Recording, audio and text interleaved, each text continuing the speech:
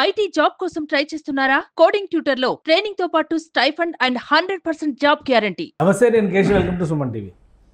మీ two ఈ మాట వింటే ఒక 4-5 ఏళ్ల క్రిందట జరిగినటువంటి దేశవ్యాప్తంగా సినీ ఇండస్ట్రీలో మహిళలపైన జరుగుతున్నటువంటి దాష్టికాల చుట్టూనే చర్చ నడుస్తుంది.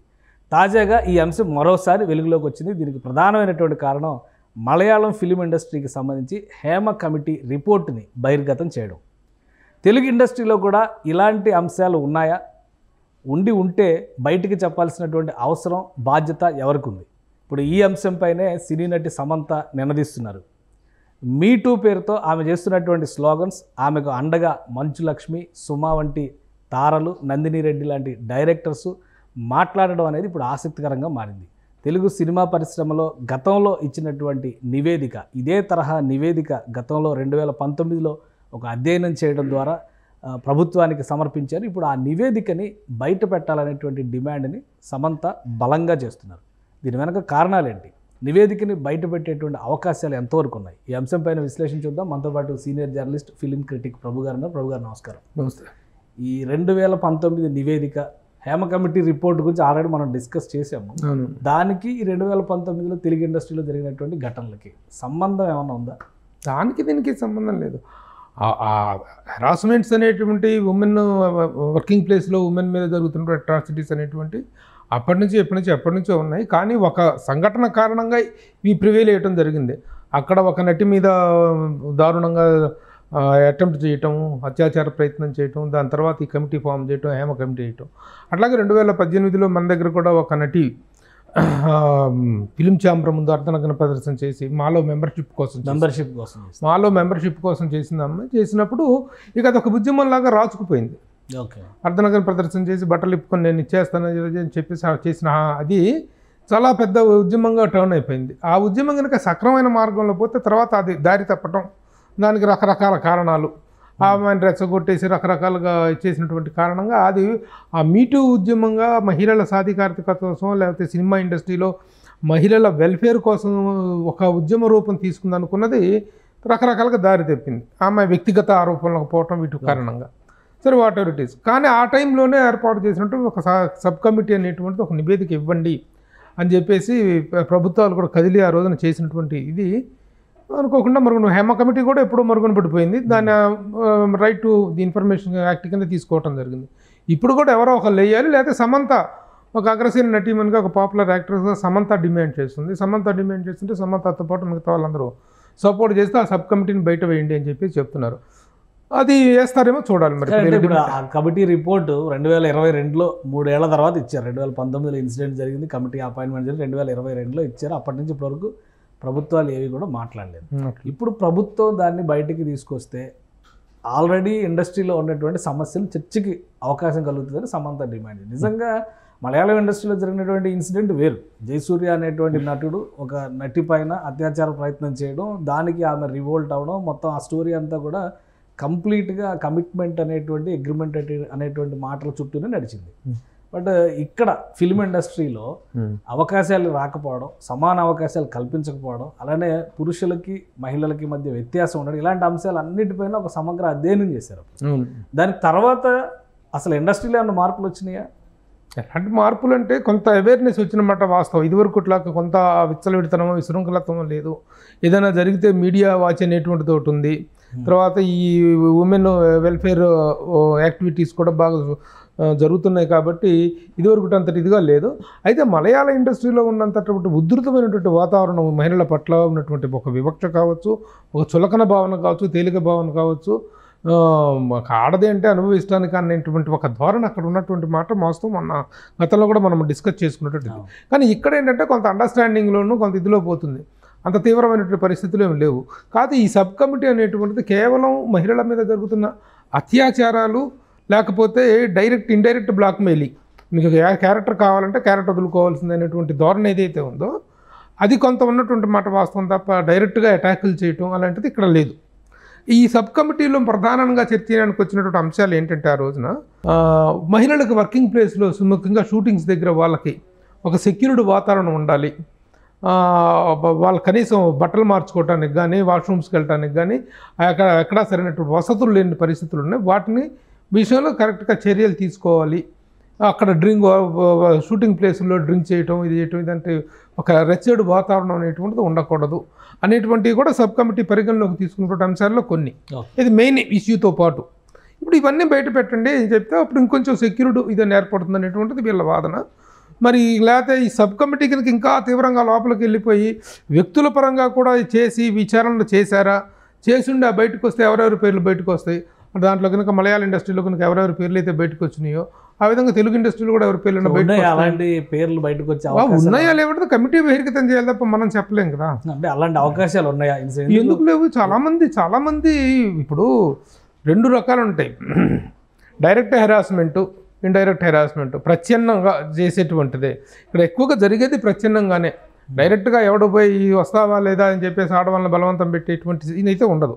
ప్రచ్ఛన్నంగా వేషం కావాలంటే ఓకే అమ్మా సరే చూద్దాం, మాట్లాడదాం, కనిపించు గెస్ట్ హౌస్కి వస్తే మాట్లాడుకుందాం మిగతా విషయాలు. ఇలాంటి ధోరణి మాత్రం డెఫినెట్గా ఉంది, అందులో డౌటే లేదు. ఏ రోజున ఒక ఖడ్గం సినిమాలో కృష్ణవంశీ తీశాడు ఒక పార్ట్, చాలా డేర్గా తీశాడు తను. అట్లాగే కొన్ని సినిమాలు ఇండస్ట్రీలో ఆ పరిస్థితి ఉందా? తెలుగు ఇండస్ట్రీలో ఎప్పటి నుంచో ఉంటుంది అబ్బా. ఇది కొత్తగా మనం ఏదో ముసుగులు దొడుక్కొని మాట్లాడుకోవాల్సిన అవసరం లేదు. It's open secret. Man and woman hand in హ్యాండ్గా తిరిగేటువంటిది సినిమా ఇండస్ట్రీ. అయితే వాటిల్లో ఎవరి ఇష్టాలను బట్టి ఉంటుంది తప్ప బలాత్కారాలు ఇవేటట్టు ఉండవు ఇక్కడ. నువ్వు వస్తావు ఎందుకు? ఇప్పుడు సమంత మాత్రమే ముందు ఆ ఇన్సిడెంట్ అంటే దీనికి రిలేట్ చేసి ఫస్ట్ మాట్లాడింది సమంతనే. తర్వాత రెండోసారి కూడా మళ్ళీ ఏదో కామెంట్ చేసిన తర్వాత మంచు లక్ష్మికి సపోర్ట్ చేశారు, యాంకర్ సుమా కూడా సపోర్ట్ చేసింది, నందిని రెడ్డి డైరెక్టర్ ఆమె సపోర్ట్ చేసింది. సో వీళ్ళందరూ సమంత రూట్లో వెళ్తున్నారు. ఎందుకు సమంత ఇనిషియేట్ తీసుకుంది ఇందులో? అంటే నాకు తెలిసినంతవరకు వీళ్ళకెవరికి వ్యక్తిగతంగా ప్రత్యక్షంగా వీళ్ళ మీద అలాంటి ప్రెజర్స్ పడ్డాయని చెప్పుకోవడానికి అవకాశం లేదు. ఎందుకంటే ఒక ఉద్యమం అనేటువంటిది ఆడవాళ్ళ పట్ల జరుగుతున్నటువంటి ఉద్యమానికి ఒక మద్దతు తెలపడం అనేటువంటిది వాళ్ళకు ఉన్నటువంటి వ్యక్తిగతమైనటువంటి సాటి మహిళల పట్ల సినిమా ఇండస్ట్రీలో ఆడవాళ్ళ పట్ల జరుగుతున్నటువంటి వీటికి ఒక కన్సర్న్ వ్యక్తం చేయటం, ఒక రిలేటివిటీ అనేటువంటిది ఫీల్ అవటమే తప్ప వీళ్ళకి అలాంటి అనుభవాలు ఉన్నాయి. ఎందుకంటే Samantha she's an ace actress. ఆవిడ కాల్ షీట్లు ఇస్తే చాలనుకున్న సందర్భాలు ఉన్నాయి, కానీ ఆవిడ కాల్ షీట్ల కోసం ఆవిడని ఏదో ఇబ్బంది పెట్టే పరిస్థితి ఉంటుందని నేను అనుకోలేదు, అనుకోని అవసరం లేదు. అలాగే సుమ చిన్నప్పటి నుంచి తెలిసిన అమ్మాయి. నా సినిమాల్లోనే నా దీంట్లోనే హీరోయిన్గా చేసింది. నేను డైరెక్ట్ చేసినటువంటి దీంట్లోనే ఆ అమ్మాయి చిన్నప్పుడు 10th క్లాస్ స్టూడెంట్గా నా దగ్గర వర్క్ చేసింది తను సుమ. నేను చేసినటువంటి ఒక సీరియల్కి. సో అప్పటి నుంచి తెలిసిన అమ్మాయి ఎంత పాపులరో మనకు తెలుసు. హౌస్ హోల్డ్ నేమ్ మనకు సుమ అంటే. అలాగే నందిని రెడ్డి ఒక డాషింగ్ డైరింగ్ లేడీ డైరెక్టర్. ఆ అమ్మాయి చేసే సినిమాలు కానీ అవన్నీ కూడా ఉమెన్గా ఉంటాయి. వీళ్ళు విక్టిమ్స్ కాదు, వీళ్ళు విక్టిమ్స్ కోసం దే ఆర్ కమింగ్ ఫార్వర్డ్ అనేటువంటిది మనం have to appreciate. Industry response ఎలా ఉండొచ్చు? ఎందుకంటే నివేదిక రిలీజ్ చేయాల్సింది అయితే గవర్నమెంట్ దగ్గర ఉంది కాబట్టి గవర్నమెంట్ వైపు నుంచి రావాలి. ఇండస్ట్రీలో రెస్పాన్స్ ఎలా ఉంది? ఇండస్ట్రీలో రెస్పాన్స్ అంటే వీళ్ళు డిమాండ్ చేస్తున్నారు, ఇండస్ట్రీలో అందరూ ఓకే అంటారు, వెల్కమ్ అని అంటారు. లేదు మగవాళ్ళు ఎవరు కానీ ఆడవాళ్ళు కానీ దీని ఖండించరు కదా. ఖండించి సుమంత ఎందుకు ఈ గొడవ చేస్తుంది, సమంత ఎందుకు మళ్ళీ తవ్వుతుంది ఇవన్నీ అనుకుంటారు తప్ప అనరు కదా. అనరు కదా. ఎందుకు సుమకేం పని, ఇన్నర్ వాయిస్ ఈ సమంతకి ఏం పని, నందిని రెడ్డికి ఏం పని లేదా అని అనుకుంటారు తప్ప అడ్డుపళ్ళు కూడా వేయొచ్చు. వేస్తే అడ్డుపళ్ళు అలాంటి వాళ్ళు ఎవరైనా ఇండస్ట్రీలో ఒకవేళ ఎందుకు రిలీజ్ చేయడం ఇవన్నీ అవసరం మనకని అంటే ఒక విషయంగా ఇన్ జనరల్గా ఇండస్ట్రీ ప్రతిష్ట అనేటువంటిది ఇప్పుడు మలయాళం ఇండస్ట్రీకి జరిగినంత అవమానకరమైన సిచ్యువేషన్ ఇక్కడ లేవు. కానీ ఉన్నా లేకపోయినా ఈ రోజున మొత్తం రిజైన్ చేశారు కదా. అలాంటి దౌర్భాగ్య పరిస్థితి మనకు రాకూడదు. మన ఇండస్ట్రీ ప్రతిష్ట అనేటువంటిది వద్దు, దెబ్బతినకుండా ఇంటర్నల్గా ఆల్రెడీ వీళ్ళకి మన వల్ల అంత ధైర్యమును అంత తెగించి న్యాయవారం కాదు మన టాలీవుడ్లో. అది మాత్రం గ్యారంటీ. కానీ ఎవరైనా ఆర్టీఐ కింద అప్రోచ్ అయితే మలయాళం ఇండస్ట్రీలో జరిగింది అదే కదా. అది ఆర్టీఐ తెలుగు ఇండస్ట్రీలో కూడా రిలీజ్ చేసే అవకాశాలు ఉంటాయి. డెఫినెట్గా ఉంటాయి. ఆర్టీఐ కింద అప్లై చేసినప్పుడు ఏమైంది, సబ్ కమిటీ వేశారు కదా, సబ్ కమిటీ ఉందా లేదా, పనిచేసిందా, అసలు రిపోర్ట్ ఇచ్చిందా లేదా, సబ్ కమిటీ సద్దు మరిగిందా అనేటువంటి వివరమైన కావాలి కదా. ఇది కొంతమందిలో గుబులు రేపేటువంటి అంశం కింద చూడొచ్చా ఇండస్ట్రీ? డెఫినెట్గా చూడొచ్చు. అందులో ఆ కమిటీ కనుక సిన్సియర్గా పనిచేసి ఉంటే, డెఫినెట్గా పిన్ టు పిన్ వర్క్ చేసి ఉన్నట్లయితే మాత్రం కొందరు పేర్లు కొందరు ఇవి బయటకు వచ్చే అవకాశం ఉండొచ్చు. ఎక్కడెక్కడ శుద్ధపూసలు ఉన్నారని నేను చెప్పాలంటే మలయాళం ఇండస్ట్రీలో అంటే జస్టిస్ హేమ అది ఒక జ్యుడిషియరీ కమిటీ, కోర్టు డైరెక్షన్ మేరకు అపాయింట్ అయినటువంటి కమిటీ. ఇక్కడ ప్రభుత్వం ఇనిషియేషన్ తీసుకుని వేసినటువంటి కమిటీ, ఒక సబ్ కమిటీ.